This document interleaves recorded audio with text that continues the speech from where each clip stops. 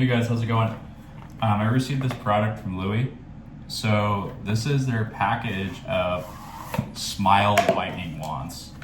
So you actually get a pack of 2 of these. So really convenient to use. As per the directions, you simply remove the cap and apply it directly to your teeth. So what you want to try to do as well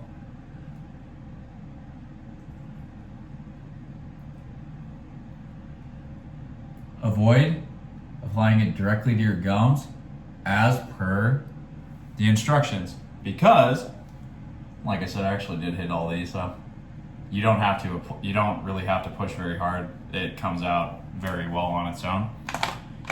So basically what you do is you just apply it and then do not consume any food or beverages that might stain your teeth for at least 30 minutes.